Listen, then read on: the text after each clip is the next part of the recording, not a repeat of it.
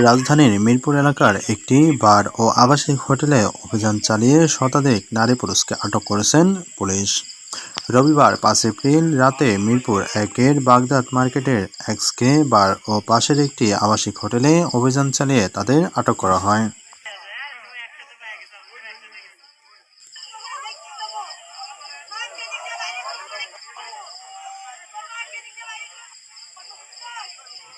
Police জানায়, দীর্ঘদিন ধরে ওই স্থানটিতে অস্বাভাবিক কার্যকলাপের অভিযোগ করে আসছিল স্থানীয়রা।